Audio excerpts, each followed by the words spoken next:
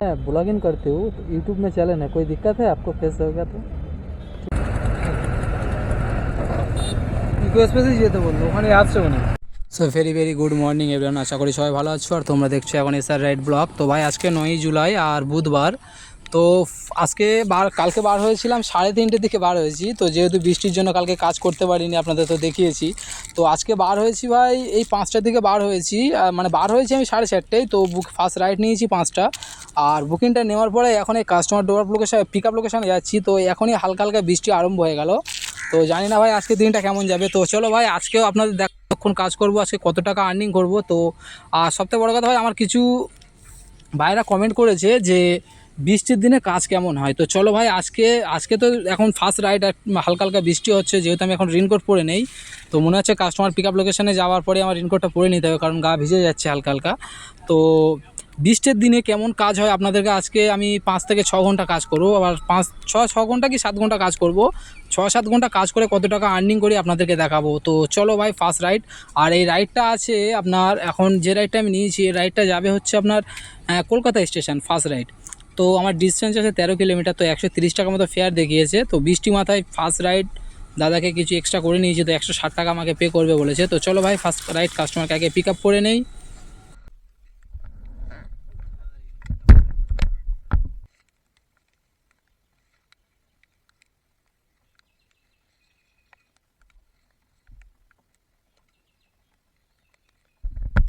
চলো ভাই বৃষ্টি তো একটু জোরেই এসে গেল, ওই জন্য রেনকোটটা পরে নিলাম। তো চলো ভাই যাবো ডাইরেক্ট কাস্টমারের পিক আপ ড্রপ লোকেশানে কলকাতা স্টেশন।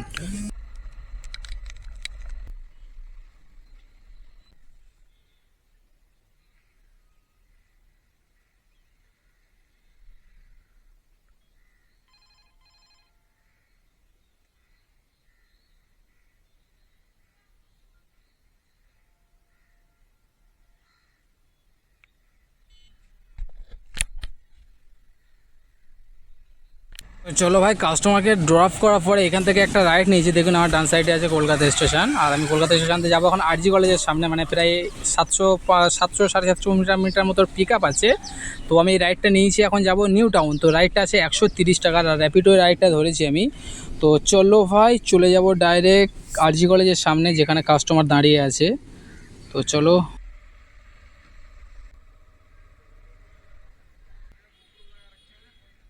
थोड़ा ब्लॉगिंग करती हो।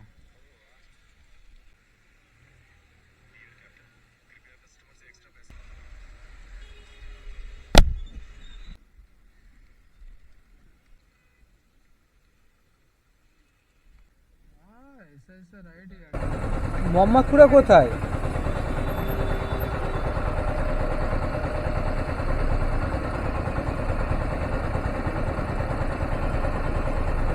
অ্যাপোলো ফার্মেস।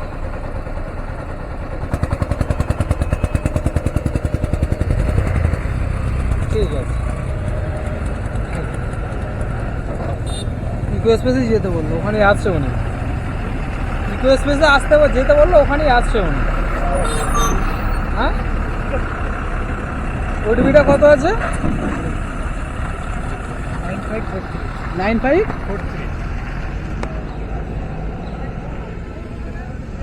চলো ভাই যেখানে কাস্টমার নামিয়েছি এখান থেকে একটা রাইড পেয়েছি যাবে ইকো স্পেস। তো কাস্টমারটা মনে হচ্ছে নতুন, এখানে চেনে না। তো যার কাছে যাচ্ছে উনি আমার সাথে কথা বললো, ইকো স্পেসের ওখানে ড্রপ করতে বললো। তো চলো ভাই যাবো এখন ইকো স্পেস। আর ফার্স্ট রাইড করেছি 100, আপনার কত করেছিলাম 160, আর দ্বিতীয় রাইড করেছি 130। আর এই রাইডটা কত দেখিয়েছে আমি আদৌ এখনও দেখিনি, তো কাস্টমার ড্রপ লোকেশানে যাওয়ার পরেই জানতে পারবো। তো চলো ভাই চলে যায় কাস্টমারের ড্রপ লোকেশান।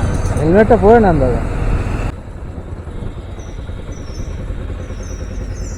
আছে অনলাইন করবেন? 58 দেখাচ্ছে। দেখে নিন। চলো ভাই রাইডটা কমপ্লিট করেছি, রাইডটা আমাকে 58 দেখিয়েছিল, কাস্টমার 60 টাকা পে করলো। তো চলো এখান তো এখন রাইড পাওয়া যাবে না ইকো স্পেসের সামনে, যেহেতু এখন 7:30 বেজে গেছে। তো এখন যেতে হবে আমার অ্যাকশন এরিয়া 2 এর দিকে, মানে এখান থেকে প্রায় আপনার 2-2.5 কিলোমিটার এখন ফাও যেতে হবে। তো চলো আগের দিকে চলে যাই। তো চলো ভাই কিছুটা আসার পরে আবার একটা রাইড নিয়েছি এখন। এই রাইডটা ছোটো রাইড আছে, 4 কিলোমিটার রাইড আছে, কিন্তু ফেয়ারটা একটু বেশি আছে। তো 60 টাকা মতো ফেয়ার দেখিয়েছে আমাকে। তো চলো কাস্টমারকে পিক আপ করে নেই। কত আছে ওটিপি? হোটেল ওটিপি কত আছে? 0771 না? হ্যাঁ। डियर कैप्टन, कृपया कस्टमर से एक्स्ट्रा पैसे ना मांगे।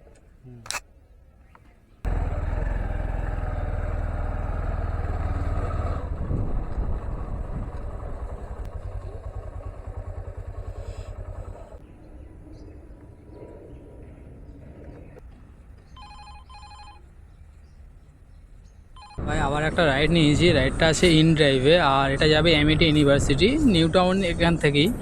আর রাইডটা আছে 8 কিলোমিটার ড্রপ ডিস্টেন্স আছে, আর আমার ফেয়ার দেখিয়েছে 102 টাকা।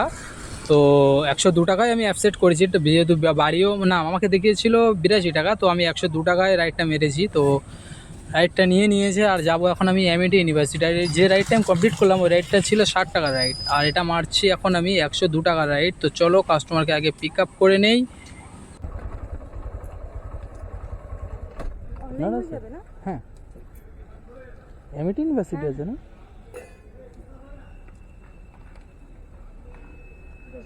বসো।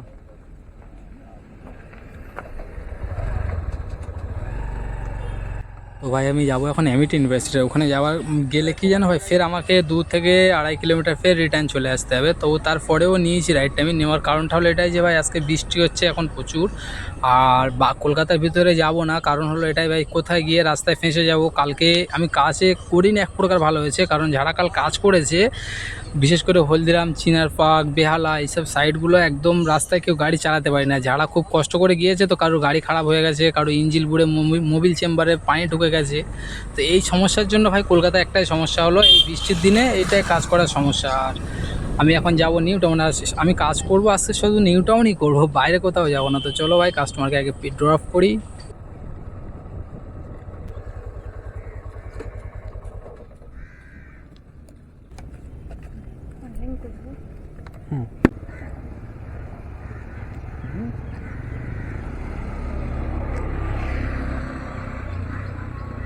তো চলো ভাই এই রাইডটা কমপ্লিট করেছি আমি, আর রাইডটা ফেয়ার ছিল 102 টাকা, তো আমাকে পে করেছে 105 টাকা। আর এই পর্যন্ত আমি 5টা রাইড কমপ্লিট করেছি, আর 5টা রাইডে 515 টাকা আর্নিং করেছি।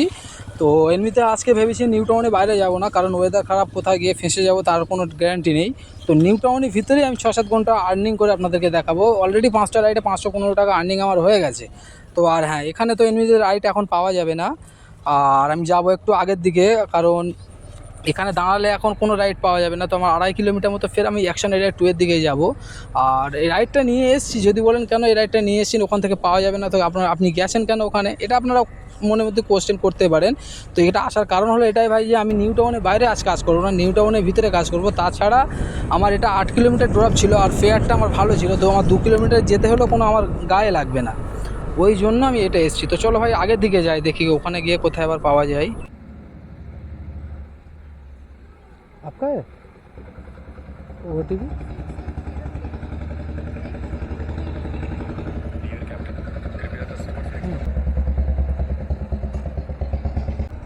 তো চলো ভাই এখানে আসার পরে, আসার আগেই মানে আস্তে আস্তে রাইডটা আমি পেয়ে গেছি। তো এই রাইডটা আমি নিয়েছি, এখন যাব সিটি সেন্টার 2 এর পিছনে। তো রাইডটা ছোটো রাইডই আছে, কত 40-45 টাকা কি 50 টাকা এরকম কিছু একটা হবে ফেয়ার। তো যেহেতু র্যাপিডোয় নিয়েছি ওই জন্য আমি জিজ্ঞাসা করিনি কিছু, আর মানে জিজ্ঞাসা করবো কি, র্যাপিডো যে এখন সাসপেন্ড করছে, কোনো কাস্টমার কমপ্লেন করলে সাসপেন্ড করে দিচ্ছে। তো কি দরকার ভাই, 10 টাকা কিলোমিটার যেখানে পেয়ে যাবো সেখানে কোনো কথা বলবো না। তো চলো কাস্টমারকে আগে ড্রপ করি।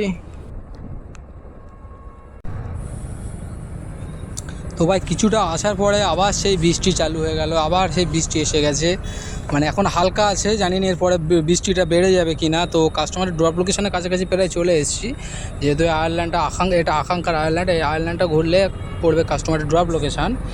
আর বৃষ্টি যা চলে এসছে মনে হচ্ছে আমার ফের রেনকোট পরতে হবে। তো এই বৃষ্টির দিনে ভাই এই একটা সমস্যা, শুধু রেনকোট পরা খোলা, আর আপনি যে রেনকোট পরে কাজ করবেন সেটাও পারবেন না। কারণ হলো এটাই যে রেনকোট পরে থাকলে না ভিতরে ভাই ঘেমে যায়, গরম হয়, যতই ঠান্ডা ওয়েদার থাকুক না কেন ভিতরে মানে হাওয়া খেলে না তো শরীরের ভিতরে, আর শরীরের একটা গরম থাকে, তো রেনকোটের ভিতরে পুরো ঘেমে যায়। তো চলো ভাই কাস্টমারকে আগে ড্রপ করি, আর মনে হচ্ছে এক্ষুনি রেনকোটটা পরে নিতে হবে।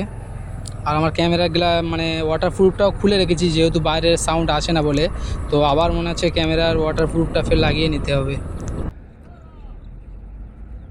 ऑनलाइन करेगा क्या? हाँ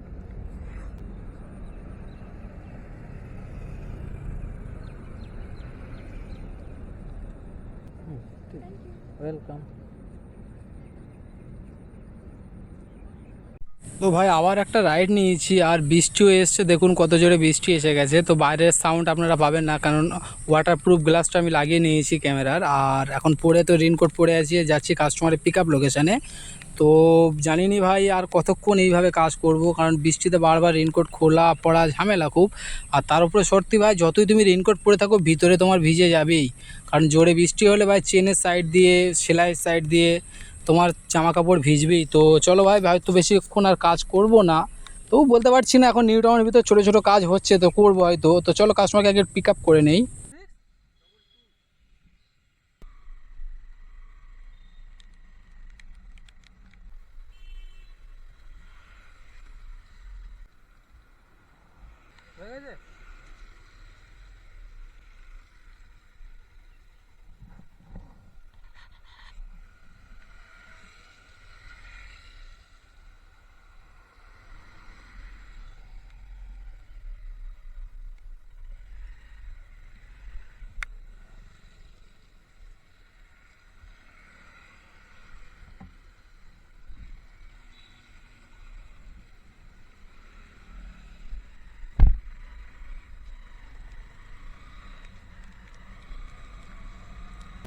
তো কাস্টমারকে ড্রপ করা হয়ে গেছে, আর বৃষ্টি এত জোরে এসছে যে এখানে দাঁড়ানোর জায়গা নেই। তো একটু আগের দিকে যাব, কোনো দোকান মতো দেখে একটু দাঁড়াতে হবে, কারণ এত বৃষ্টির মধ্যে বাইরে দাঁড়ালে এমনিতে রেনকোট পরে আছি, তার উপরেও শরীরটা ভিজে যাবে। তো চলো একটু আগের দিক গিয়ে দাঁড়াই।